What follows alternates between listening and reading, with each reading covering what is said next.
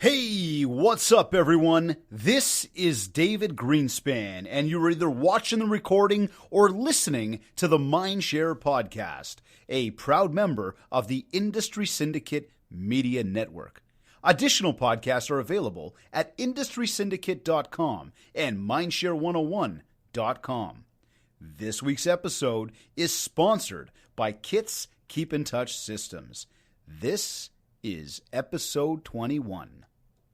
So she is one of North America's leading real estate team coaches. And although that's the way her bio comes across, I'm going to say she is North America's leading real estate team coach.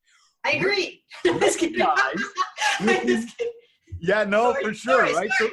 So, recognized within the top 1% of realtors in the Toronto Real Estate Board, and building upon her 10 plus years of agent development, hundreds of teams attribute their growth and success to her leadership. Her credibility and understanding of the real estate market has guided countless teams to be the top 1% producers, and the success of her organization centers around integrity, honesty, and results-driven measures, the very thing that represents her. She has also been named one of the top 100 elite women driving the future of real estate by Rep Magazine, and top 20 emerging leaders by T360 2018 Swanepoel Report. She's the driving force behind the Ultimate Team Summit, the largest team-specific real estate summit in North America, a yoga lover, a mother of two. She is also CEO of Kathleen Black Coaching and Consulting. It is my absolute pleasure to introduce the one and only Kathleen Black to the MindShare podcast. Thank you so much for being here with us today. I really appreciate you making the time. Thank you. I'm so excited to be here. And obviously, I'm just joking. Like, we're all about be humble, put your head down and get work done is our whole mentality in life. So just in case anyone's never seen me, we're like, our thing is like, let results speak for themselves. Like, you can see them out in the market. So no, I was totally joking, just to clear. Well, I will say that results have certainly spoken for themselves, though. So if you don't want to do it, I'm going to do it and say she's awesome, great people, the coach and the training. I mean, I've heard nothing but amazing things out there from the folks that are taking your courses. But fortunately for me, I've also gotten to experience a lot of that firsthand of seeing you work your magic. And I mean, you do an awesome, awesome job. So it's, yeah, definitely toot that horn, you know? So Kathleen, every week, and I mean, you're not new to this, but every week my whole thing is about trying to help people build more MindShare, leave our listeners walking away with little nuggets that they can use to build MindShare. Sure. And I guess just sort of like going right into this with you, I want to give people a little bit more background. I know I just read like a really cool bio, but I know there's so much more to you. You used to be in the real estate industry. You transitioned into coaching. What led you to kind of go from like selling into this thing of like helping? Well, there were lots of things. I always say, you know, it's like anything in life, like the opportunities that were presented to me were, you know, a chain of unfortunate events for some others, you know, whether self-created or not, regardless. But yeah, like I actually never wanted to get my real estate license, which, you know, is a really unpopular thing to say on a real estate podcast. But the truth is I didn't. I had two little kids. With my ex-husband, we were buying investment properties, and it was literally hustle, sweat equity, 100%. So I know all about being in this business, my past coaching company, and before my real estate business, where everything was being reinvested. Like, whether it was our time, it was our energy, it was our money, like everything was to try to build leverage and grow. So we were buying investment properties. Again, two little kids, I'm managing them. I'm like standing drywall, painting, like just everything. And my husband at the time said, hey, like, you should get your license. You know, you're really frustrated with the process. Like, you're saying what terms, conditions, all this kind of stuff to go forth with. And I had my own formulas for assessing our investment properties that worked really well for us. And didn't want to do it. And kept pushing, and eventually, obviously, I did, and I got busy very, very quickly. Top 1% within the first year, selling a lot of real estate, and unfortunately, I went through a separation my first year in real estate. I'm not going to blame the business; it is what it is. I always say I'm very happily divorced, so I have no stigma. And I am. Like, I have absolutely no. Why is it that the people that do it, they learn from it, and they almost come back with that same thing? I'm very happily divorced, and he's very happily remarried. Like, it's all good, right? So no, seriously, like, divorce was imminent and necessary for me. It just wasn't the right fit, right? But going into that, I mean, what happened was I went from having somebody else who's a sole income earner, and we're buying these investment properties and we're leveraged to the hilt. Like this is when it's, 5% down, then no money down. Luckily, we didn't do that. Thank goodness. And lots of US money coming into the Canadian market at that time to get mortgages and make it really, really easy, right? Before we had that little switch in 2009. So long story short, all of a sudden it's like, you're the sole income earner. You just started selling real estate. I've got a 1.5-year-old and a 4.5-year-old. I'm like, I guess I'm going to make it work. Right. Yeah. Wow. So all of our assets were actually frozen for 5 years. So thank goodness that I kind of hit the pavement with, real estate. And I ended up to be able to buy a small cottage and buy a house and like support us in that time until everything kind of came through. And by then I wasn't as depending on it. Right. So in the meantime, where I was selling real estate, they started a coaching company. I was of course intrigued by this. They'd come to me and said, hey, can you go through our workbooks? Like come to the first event, oversee the content side of it and kind of help with editing. And that was just a little piece that I was involved with. And long story short, within 12 months, the director of coaching was let go. I was offered the position. I just started, like I said, coaching like within 12 months of that time. And I thought, you know what? Yeah, like this is something I want to do. I didn't want to continue to sell. I love supporting other people with systems that allowed them to make money, because when you're separated and you feel like I'm destitute, what the hell am I going to do? Trust me, systems and efficiency become extremely important. So I am super intense and passionate about efficiency because I needed it. So I certainly leveraged it. And then within 2 years, I became director of operations. And then we kind of saw the books. And I always say coaching companies are like restaurants. They're actually really difficult to sustain, kind of like real estate teams. Honestly, they're very similar. They're very similar. I have built my business exactly how I support people building in real estate. And I've gone through some of the same hurdles and mistakes and lessons that people do when they build real estate teams. That's just the truth of it. But yeah, essentially it was a fire sale. Like there was a coaching company and a whole amount of debt, and nobody really wanted to clean it up and content. So hey, I thought, why not? So I did that. Redid all our content, got us out of debt, built all the Canadian team summits except for one that we ran. And then I sold my half of the shares to my prior business partner, and I owned all the content. Half the clients came with us, and that led to this company. But what's really cool, like for anybody who's facing a transition and they're unsure, I was terrified. Like I felt like that same time with the separation, right? I was like, oh my gosh, like I've got no money. What the heck am I going to do? I've got kids, like I'm still on my own. That's scary. But, so I'm still on my own with these big ideas. And I thought, what the heck am I going to do? And the first year in this company, we actually did 48% more than the previous company ever did, just in the first year. So it just shows you how important alignment is, right? And being in the right energy, the right values. And we've just continued to like take off ever since. And it's not because of us, it's because we work with great people who are willing, to trust us and take a chance with us. Like that's really what it's about. So that's a short version of how we came to do this. Sure. But it's 11 years full time working with teams. So like I've seen the end game, right? Like when people are going, I don't want to sell anymore, but can I afford it? Or I don't want to do that, or I'm selling like constantly, but the team can't survive. Like I've seen where it ends and work with the teams who are 15, 20 years in who kind of go, oh my goodness, like I built something that I can't get out of. So I know where it leads later, which is really important for us as a company because we try to make sure people are strong. So I'm getting ahead of things, but that's but you know what? That's a great background there to kind of go, where did you guys, I mean, you said some amazing things there. And it's you kind of go from that point of, and I don't know if I'm going to use this word properly, but struggle, fear. And we all, as humans, we all really excel in the face of fear. I mean, there's people that totally retract. But the reality is when we are faced with fear, we actually figure out a way to conquer. And I mean, that's exactly what your story sounds like right there, right? Is where am I going to go? What am I going to do? But then it comes back to that idea of systems. And that has got to be one of the biggest missing links or pieces or tools or fundamental processes for any agent out there. And not all agents, because there may be a lot of you watching and listening that go, I'm totally locked in. You might have taken Kathleen's course. You might have taken mine, like whatever it is. But the system itself is so important. And it's, when I wake up in the morning, what am I going to do? How am I going to treat myself? What am I going to do for my personal, my business? How am I going to really think through it a day? And then before I go to bed, what am I going to do? What does that routine look like? And hey, routines are boring.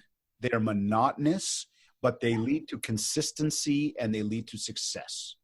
Yes. And that's one of the biggest things that, again, something from what I just took from what you were saying, it's you really built your system. And so now you've been training these systems to a lot of these top producing teams. And I mean, not to as well get ahead of myself, but Ultimate Team Summit last year, I had the opportunity to listen and sort of speak, but kind of watch the success that was in that room. And I was blown away. And I say that like totally sincerely. I was blown away by the successes of a lot of the teams that were in that room that are working with you. Like, I mean, you're talking hundreds of deals a year. And these teams are not necessarily the biggest in terms of numbers of bodies, No. but it was their systems. It was what they do. So here's a question for you then. I was doing a presentation the other day, and at the end of it, I was speaking with three ladies, and one of the ladies had asked me, come on in, and we sat down in their office for a few minutes, and they're all getting into a team, into a sort of a partnership team. They're building this concept. And one of the first things I've always said to people for years now is, and they're like, yeah, me and Kathleen, we're going to team up. And like, just Kathleen, their colleague, right? We're going to team up. I'm like, okay, cool. What's your contingency plan? And they're going, well, what do you mean? I'm like, well, just like in case, what if? What do you plan for tomorrow? So, I mean, that's kind of one of the things I like to explore with people. But again, there's always a big debate amongst realtors these days. Should I form a partnership? Should I form a team? Should I join up with somebody else? I want to get your opinion on this. Like, can you clarify, because I've heard you do this before and I thought that was important for people to understand. Can you clarify what this idea of real estate team concept is? Like, what does it mean to either be on a team, have a team? Is a team mean it's all a whole bunch of realtors, or could this be my resources that I use to help me get my business done? Can you clarify that for everybody? Yeah. So two things. I mean, just to kind of, because it's funny what we've been talking about, but yeah, like talking about your contingency plan, that's what people like me who are happily divorced call your prenup, right? Like how do you make an agreement when you're happy for what to do if things go sideways? And it's important, right? Because think about it, like getting into business with somebody is very similar, if not just as serious, or sometimes more. Sometimes it is more serious. I know that sounds crazy, but no, I'm with you. This is this is money. We're talking money, right? Right. It's really, really important. And if there are not similar values, if you don't appreciate, even if you have the right personalities to play off of each other, that could mean the other person is extremely different than you. And if you're not in a place yet, and I say yet because I think all humans are evolving and growing and learning. And when we see a way to learn, we will, right?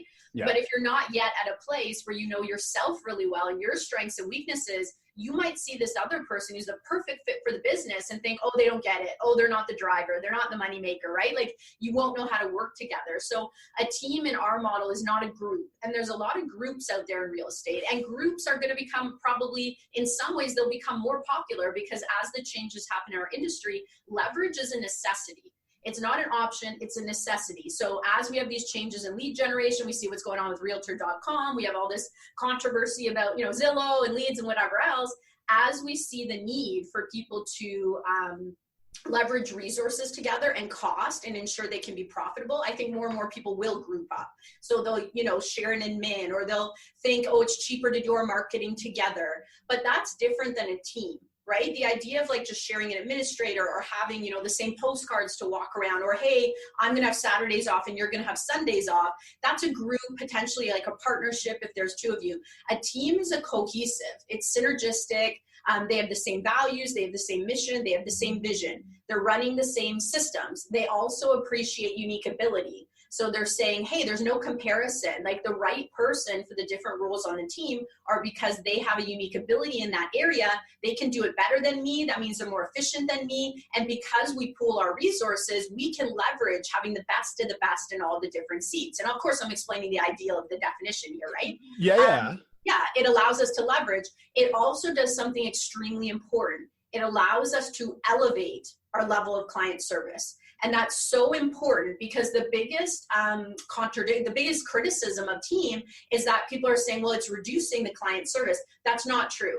many top producers have in the end not wanted a team and actually gone forth and got one, because their realization was, I can no longer provide the highest level of client experience, the highest level of client service, the highest level of marketing exposure if I'm not pooling with a team to have the resources to do it. And no matter how good I am as an individual agent, I'm not going to be able to deliver that and grow. And what was beautiful about this, because this is a story, actually it's happened several times since I've been doing this, but what was beautiful about it was, it didn't come from more money. It didn't come from ego. It wasn't like, I want to be the top team in Canada and I don't care if I have to have 50 agents doing, 8 deals a year. Like, that's not where it came from. Yeah. It came from, I want to take care of my people. Like, these people trust me. These people work with me again and again. Like, this person had a really high COI, like center of influence, repeat and referral, and going, how can I show up with integrity, knowing that I'm actually providing a diminishing service in the area because I don't have resources to elevate? And that's a problem, right? So teams are also have art and science. So we're tracking, we're measuring. And I always say that the teams have the wins and the margins. And that makes them machines in the most beautiful ways. Because when you're looking in the margins for small wins, right? Small percentage here, small percentage improvement of conversion there. You know what's possible in every area. They're going to figure out how to improve client experience. And my belief is, when you offer more value, you make more money. I improve client experience. Not everyone wants full service client experience. And that's totally cool, because, hey, there's more options than ever if they want to choose something else. Yeah. But guess what? There's a high percentage of people, when they understand the process, who do still want full client experience. And that's more than enough business for the teams. So they supply an elevated level of experience, elevated level, in my opinion, marketing, exposure, and education. Process, leadership to the clients. They consult the clients. They're an advocate for them. And therefore, they make more money because they have more value exchange in their communities. And that's a pretty beautiful thing, right? And the other thing is, they're obviously trained before they work with clients. So they have a consistent minimum standard. So sorry, I went off. But no. But I mean, I'll stop. No. I get that one a lot. But that's one of the big things, that key word you used, of the value that you provide, right? And I mean, here, when we're talking to anybody listening and watching right now, it's important to really recognize that, and I've said this many times, so for all of you that have been in my presentations or my training, I'm sorry for the broken record here, but you want to up your online game, you want to up your social game, you want to up, like, taking advantage of tech. It's the value that you provide that is going to leverage those technologies. Because if you're not providing value, and this could be in person, in a team type of concept, an individual type of concept, or just overall providing value out there to your audience, the reality is you're a commodity, or maybe you're treating them like a commodity, but there's not a relationship. There's not a connection point there. There's not a reason why people want to circle back and go, I either want to use you again, or I want to tell people about you and come and use you again, right? So the value... Yeah, and that's the big thing. That's what it comes back. You can't buy that stuff. You've got to earn that. And so much the same. And I mean, again, for anybody that uses the KITS program that's watching or listening, one thing that you've always heard from me, at least, is as much talking as we've done, the next step in the process is that my team is about to get involved. You will be hearing from multiple people. So I'm now preparing you to understand what the next steps are. But I'm also reminding you that whatever you need, I haven't left the building. So if you need me, and I'll periodically be in touch with you, but as we get you going, it's a well-oiled machine. So we've now got everybody playing a role to ensure that we deliver on what you want us to deliver on. And I think that would be much the same for any type of team concept, even in real estate, right? Now, looking at that from team as well, and I mean, part of what you were saying just now, and then sort of the group idea and the team thing, and then I've heard you say this as well before, but it goes beyond just having other realtors working with you. This could be your photographers and stagers and all those people that really help you bring something to life, right? And that's something that everybody needs to know to leverage, I guess. Well, and you need to know which value proposition you want to have, right? Do you want your value proposition to be that you are boutique and you're, one-on-one service and you offer something elevated, and why? And if that's the case, you want to make sure you have an irrefutable argument, like a really good logical case to explain that.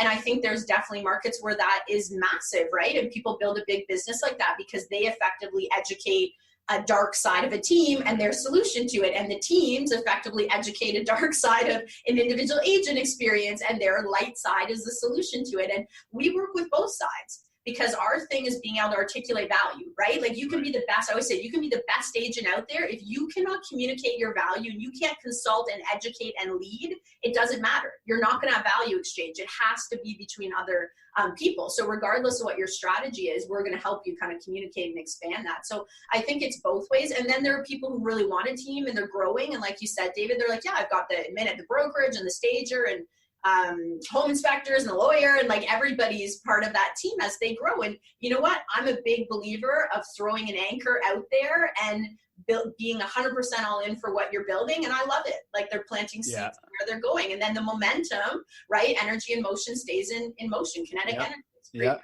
force. Yeah. So now for those people, like, I mean, here, I run into this one a lot too, where, you know, somebody's like, hey, I've partnered up with so-and-so, but so-and-so's not really pulling their weight. What do I do?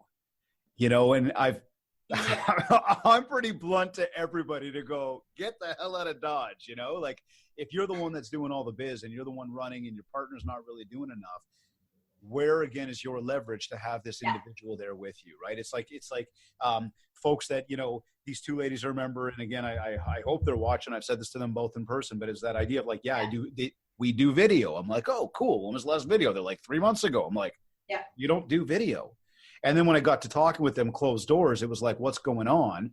Well, one of us wants to, the other one doesn't want to. And like, so I'm waiting on the one that doesn't want to. And I'm sitting there going, yeah, but if you want to, you should just go ahead and do it. Mm-hmm. Should everyone be part of a team? Should they all be thinking about building their own team? Or should some people just stay as individual agents? This is a loaded question. Yes. Because I think we're seeing what we knew for a long time. Like we're seeing other forces come into the industry that are going to have massive impact.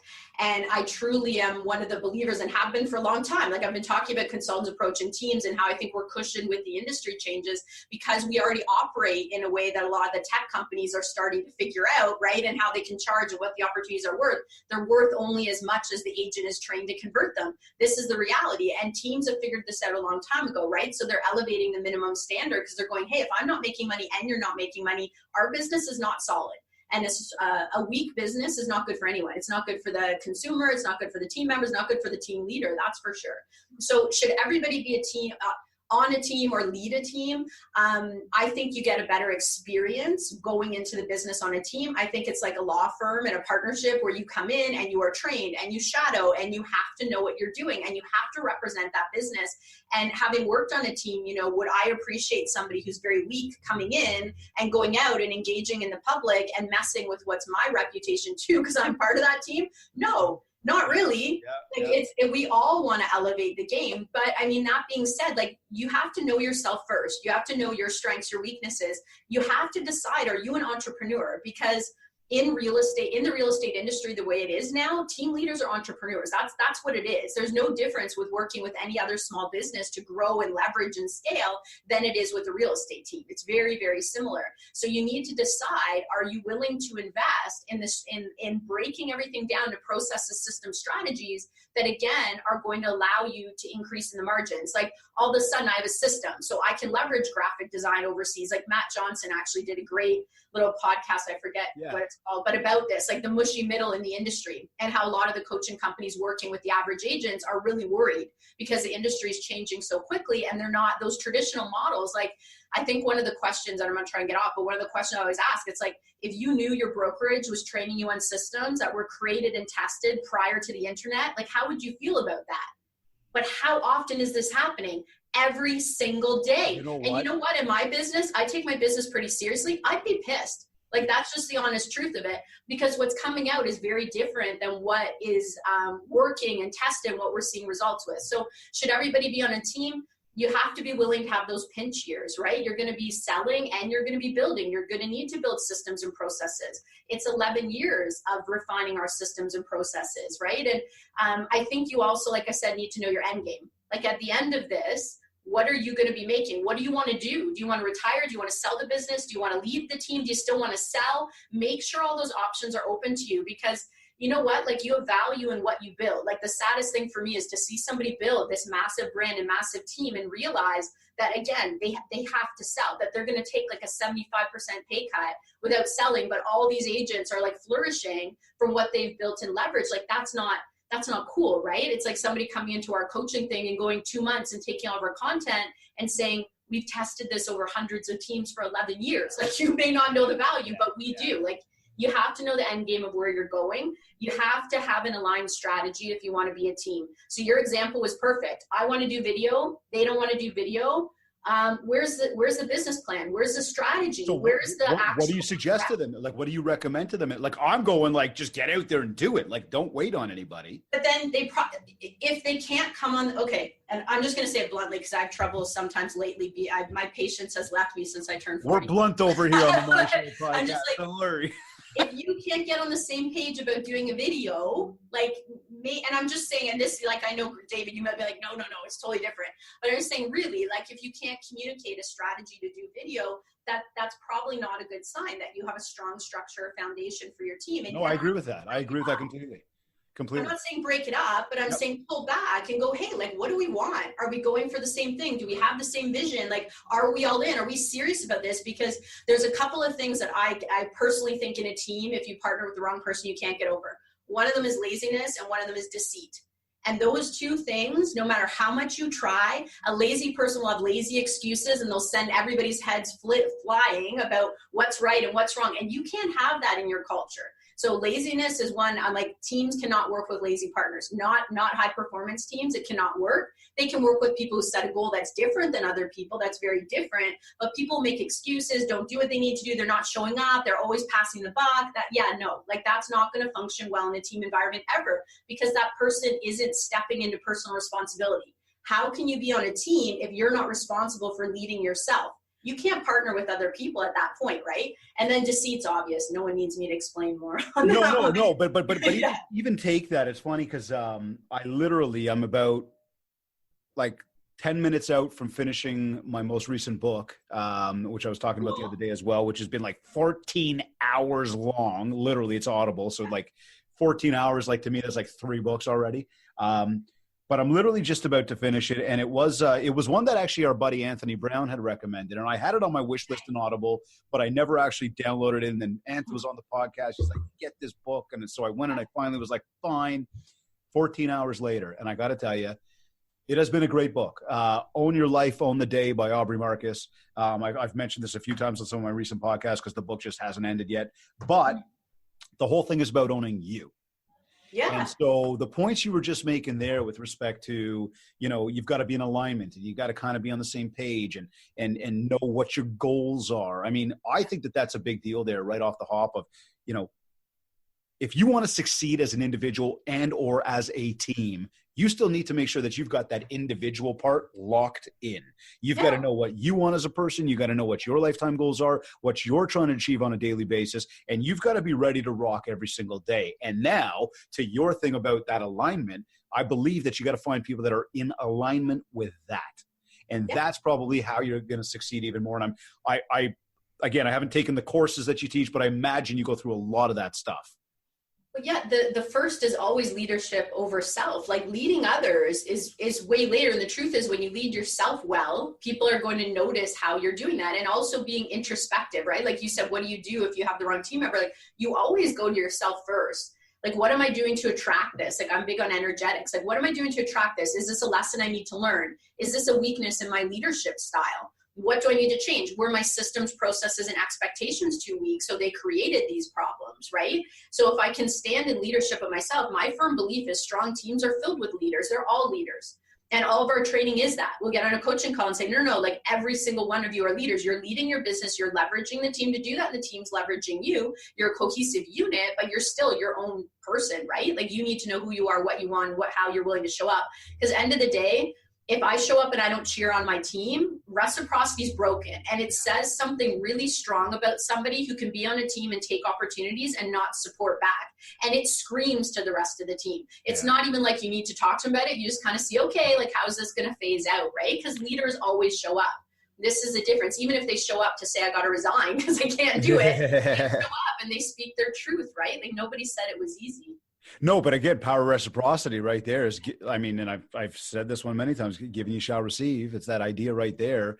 And if you look and say, you know, if you're going to come out and genuinely want to help people and give to people and support people and make them better, it's amazing how the universe just kind of brings that back to you and starts to make you even better. You know, and I will say firsthand, I mean, I have learned that on my own through trying to really change my mindset over the past number of years and just kind of how I operate, how I think, who I am, reading books, educating myself, learning from others.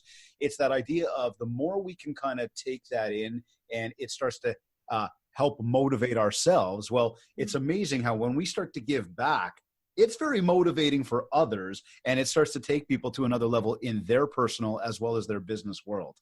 Yeah, and I think for anybody watching, like I'm always careful, like the reason I'm less patient and the reason I'm super strong about this now is because like most people, I've fallen on it and I've watched clients fall over it and I've watched them be hurt by it, their teams be hurt, and myself and my team be hurt by it. I mean, it comes from a place of experience of going, you know, when you don't know yourself as a leader, sometimes you're going to partner with other people who are not that strong because you don't know your strength, you don't know what to expect, and you're not expecting enough from other people around you. So it's not as if, you know, it's a very difficult process as you're building a team because it forces you to look at yourself. And if you don't change, you keep hitting the same problems again and again. And that's why a lot of people are like, forget it, I don't want to have a team.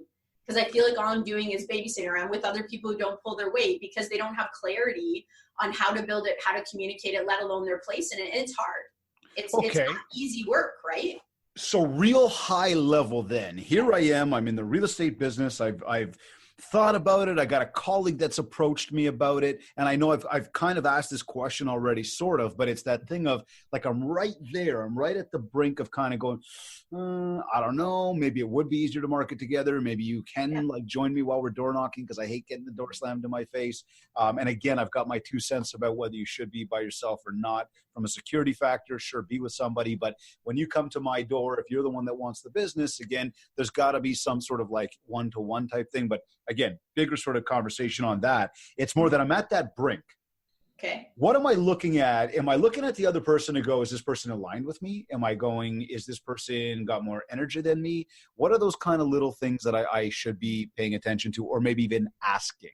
Okay, so I'm at the point where I'm busy, right? I'm busy, I built my business and I'm deciding, should I partner with somebody or should I I want to go on vacation. And I thought to myself, if I go, and we all know the minute we book one, the phone starts ringing, but it's I want to go and I'm thinking, oh my God, I'm going to be gone for 7 days, 2 weeks. Who's going to take my calls? I can let it pawn off to kind of the front desk and they can funnel it. Or so, okay. So I think first of all, like if you're looking to do that, like build a team, like go to that 2-year, 5-year vision and reverse engineer it. So you're actually going to a place you want to be because maybe you want time off for the vacation, but you don't want to lead and manage people and train people. And there's lots of agents who have just, again, reciprocal relationships where they just refer, they pay a flat fee. There's all sorts of agents that pay a flat fee for showings, for home inspections, for revisits.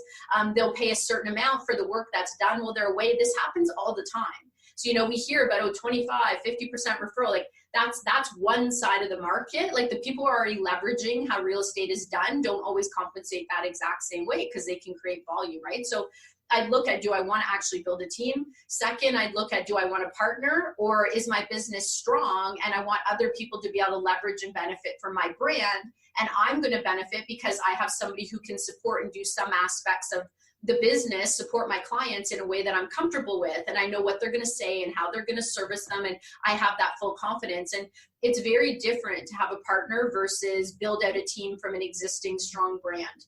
They're two different strategies. And sometimes if you want to have a big team, the partnership can be great for some people, but it can be tricky. I've seen people partner with somebody who's just starting to get in the industry. Like they don't have any database yet. They don't have a lot of experience and they don't know. And they say to this high producer, typically high producer, hey, why don't we partner up? And the producer's like, well, yeah, that's fair. I want to be collaborative. And again, not seeing their value, what they've built, what they're offering to the market, right? The market of recruitment, not the market of consumers. So, you can either learn by trial and error, but I can say confidently the top teams in Canada learned some things by trial and error, but most of the ones who have built with us certainly didn't. They modeled the best. Model the best, forget the rest, right? What the top 1% is doing is very different from the rest of the market. So why waste time? Like Tony Robbins is always like, who do you go to? The cooks in the kitchen. Like when you want to learn something, you go to the cook in the kitchen. You go to the people who are dealing with it all the time. Yeah, living it. And right, and I invest in that. I go to events, I go to learn, of course, because I want to learn where everybody else is at. And I don't want to waste time and money making mistakes in my business, because I'm reinvesting to offer more services to our network, just like our teams are doing. So that's important to me. So tell me about that then. You host a mastermind each year. I believe, correct me if I'm wrong, it's up in Muskoka. Yeah, it's a beautiful part of the world. Tell us a little bit more about that. What's that about? Yeah, it's super fun. So it's at Taboo, which is right on Lake Muskoka, just around the corner from Gravenhurst. Maybe it's technically in Gravenhurst too. And what it is, it's this 100 deal plus ultimate mastermind. So we have team leaders come from all across Canada whose teams are selling 100 or more deals all together, or the agent is selling 100 more deals. The other exception that we do, it's awesome. If you're a top 1% across a major brand, we also usually consider that as an exception. So if they're a top 1% producer nationally for like Remax or Royal LePage or Century 21, I don't want Keller Williams, I don't want to miss it. Like, we're a big brand. No. Any big brand that you are top 1%, it's pretty safe that if you send us, an application, that we'll highly consider it. But yeah, it's masterminding, it's diving deep. We bring experts out there who specialize, like you, right? Who specialize in helping people with the center of influence in the video and all this. And we bring people like Andrew Fogliato out, and every year we have different experts some are existing within our team. Other ones are new that we're testing, because we always test anything new with the big mega teams, and they get first crack at like trying their services and see how it works. But they also connect network. It's 3 days, and it's June. I should know this. Hold on, I'm going to check. It is. I have a vacation before then, which is making my brain super interesting. Hold on a second. Sure. Now, are you going to? It's the 19th, 20th, and 21st. 19th, 20th. Wednesday to Friday. Yeah. Are you going to climb like Machu Picchu just before that, or what? No, I'm hiking around the Amalfi Coast. I'm so excited. I knew it. It's going to be something like that. I'm so excited. Like, I can't wait. It's a dream trip. And yeah, I'm over the moon. But yeah, it's 3 days. And last year, the only feedback was we wanted more time. We're like, it was 2.5 days. That's amazing. So we added a whole another half day of masterminding for everybody. Now, is this a lot more collaboration, talking to one another, kind of like roll up the sleeves, like get dirty type stuff? Oh yeah, absolutely. Okay. And then there's different experts, and you can pick whose table to sit at, and then they'll go up twice, explain what they do and why, and whatever's most relevant for your business. You do a full application, which even that gives you clarity on where you're going. And what I love, it's all collaborative, and the reciprocity is always there, because any of the top masterminds also contribute. So they can choose to contribute just at their table, or as a panelist, or as a speaker. Nice. They can propose it. And that means anybody with a unique ability in the room or unique results, you're going to hear from them, because we're going to highlight, wow, look what these people are doing in this area of their business. And then all of a sudden, these people are killing it in inside sales, and these people are killing it in like a unique way that they're branding and supporting the community. And now they're going to come together, right? Because of course, this one's like, we need to improve our online conversion. So the cool thing is that people come with that learning mindset, right? Like, they're like, hey, we're never too big to grow and learn and support. That's wicked. Which is awesome. Yeah, that sounds like a very powerful room to be in for those 2-3 days that are there, because again, you get to really roll up your sleeves. Now, I know that you've also got the Ultimate Team Summit, which I know what it's all about. I truly got to experience that firsthand last year. And I seriously, sincerely thought that was a very powerful event to be a part of. Naturally, I believe that all top producing teams, again, having been a part of that event, I believe that all top producing teams should really be carving out time in their schedule to attend. I think that's going to be back in Niagara Falls this year again. It is. It's November 6th to 8th in the Falls View Casino and Conference Center. And we're going to have some really good live examples, because last year we were talking about our commission system, and I've been actually running the numbers, because there's something I do very poorly. It's saying to you, hey, our clients did this, and this is how much more money it made them. So one of our little systems, if you had an average sale price, what was it? 407. I was doing this for my listing system workshop coming up in 2 weeks. So if you had an average sale price of 475,000 and you implemented this one system, you'd have an increase of 75,000. You implemented the full system, it's like 170,000 plus. And this is just over 35 transactions. Wow. And we never talk about this because I'm always going, you're going to convert more, you're going to convert at this percentage. But sometimes in the team world, in our world, that resonates because we know where that goes. We're like, okay, wow, we're converting here. That means X, and we know all the steps. But when I communicate with the public, sometimes I don't do a great job of being like, no, like when this team went from 120 deals to 300 deals, like what does this mean, right? Like how did they grow? What does it mean for the team and the service, and what did they invest in? Like it just, sometimes I think I forget that to explain the impact of like what a powerful, even one team system in your business can do. So Ultimate Team Summit's all about that, right? Like bringing what we do. And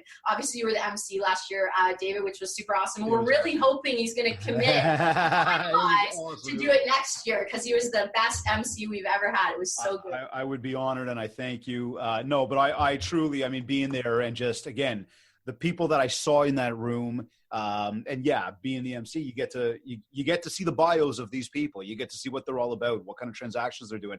And I mean, you could see it from the stage. For anybody that was in that room, like I was literally blown away as I was even like looking that stuff over and saying it out loud, just to think about the volume of business that these people are doing.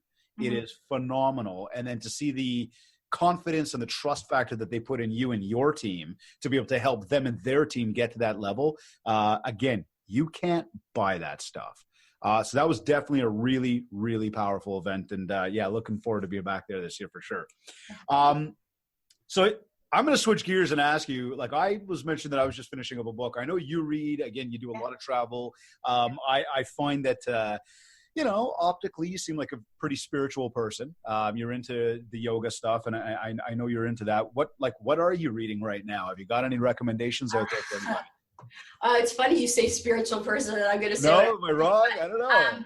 I'm going to forget. Shoot, am I going to forget the name of the one? Actually, I've been reading. I'm going to say it's reading. I've been reading story. Like I really like two things. Like I love people, like mindset stuff in business, but I also love historical fiction because I love hearing the dynamics, right? So I've been reading books of the wives of Ernest Hemingway, actually. Okay. And one of them was the only woman who was on the shores at D-Day and the only journalist who arrived there and bought a house in Havana. When I was in Havana, I went and saw the house. But what was really interesting for me being a woman in business is you do the whole tour of the house. They don't say that she rented it, she renovated it, she paid for it, like all this stuff until the second wife. I was like, what's going on here? Like we're writing out of history again. So now I'm reading the second book about his first wife, because you hear so much about the one, but they were both actually really like radical, strong women. But the other book that I've been reading on Audible that I love is the David Goggins or Goggins, I would say wrong, but if you guys haven't listened to it, and do it with Audible because you get extra footage or feature of him talking on the book. So it's so much more than reading it because you're getting him explaining and talking about his stories. And what's that one about? Oh, it's called Can't Hurt Me. So he's the one who went through the Navy SEALs training more than anybody else. I'm forgetting the name of, I'm going to look that one up. I love Audible. The mental, like, it was the only book I've read that made me feel less intense about life. I was like, oh yeah, like it's absolutely unbelievable about being able to step into a different mental game and push through it, and how your body connects to the mental world and the physical world, and how we're so much more resilient, right? In training all the time, like when your body feels like it's going to fail, you have 60% more stores. And the book is just, if you've been through anything that you think defeated you, read that book. Because what's it called again? I'm sorry. You Can't Hurt Me, David Goggins or Goggins, I think I say it wrong. Okay. But unbelievable. Don't listen to it around kids because some of the stories he talks about are personal and they're, I guess graphic. But I got you. Yeah, like our abilities to train our minds is pretty phenomenal. And I spend my whole life doing that, right? Like I'm fascinated by that. So really good. Like if you want to kick ass in a serious way, which I do for good cause, read the book. Like it's going to help you. You know what? It's funny because that's exactly sort of my play on that Own the Day, Own Your Life things. Like he takes you through so many different facets of your life. And then like, I mean, even today, like driving in the car, it's, at one point he goes like, you think you're the only one, but we all wake up doing this, this, and that. You're like, okay, right? There's like those little voices in your head. I mean, I can't be the only one with those voices, right? Everyone has a voice. You have to be your own coach. I've had times where I yell at myself, like, are you kidding? You're going to sleep in? You're not going to go to yoga? This is who you are? Like, if people heard, they're like, who are you, Army Sergeant? But you know what? When my kids and we got to get something done, single parent, you know when to go to Army Sergeant mode. And I do it with myself. And you know what? I have no problem. And I get up and I do with the kids. March. Moms are the best Army sergeants. Joshua even said that to me last night. He's like, Mom's so mean. You're so cool. I'm like, man. Kathleen, how can people find you and also learn more about the coaching program, learn more about the events that you're doing? Where can people go to just, any interest they've got from anything we talked about today? Where can they learn more? Yeah, so the website is ittakes.team. If you scroll to the bottom, you can actually take an instant, it's free business assessments. You can assess how you're leveraging your business, what next steps you should take. You can request a free strategy call with us, and it's not a sales call. Like, it is a strategy call. Like, we're going to ask you a ton of questions. We're going to give you recommendations on where to go. We're going to tell you where we see you might get blindsided, and then let you do what you're going to do. And if you work with us, that's awesome. And if you don't, that's totally cool too. And you can always email us, just admin@kathleenspeaks.com. And we're all over social media. I love people to follow us or PM us, like whatever. We respond to all of it. But ittakes.team is the best, like, main website for us. Perfect. And I can attest to the fact that you're definitely not a hard person to find on the social world and online, which is, it's a good thing, because when we talk about the systems and sort of that, some of these old school trainings versus what the new school looks like these days, the social game is all about that value add rather than that sales pitch. And I think that everybody's got that very, very confused, and we can leave that one to another conversation. But I do believe you're doing it very much the right way. And it's awesome to watch. So thank you again so much for making the time today. I really, really appreciate it. Thank you, David. My pleasure. I love connecting. Thank you so much. And thanks for everybody who joined us and watched. Really appreciate it. Yes, and thank you, everybody. So you're either watching this recording or listening to this on iTunes, Google Podcast, Stitcher, or even Spotify. Or maybe you went to industrysyndicate.com or even MindShare101.com. Wherever you like to consume your content, please rate, review, and subscribe. And if you haven't yet, connect with me on Facebook at MindShare101 and on Instagram at DavidGreenspan101. This has been another episode of the MindShare podcast. Thanks everyone for watching and listening.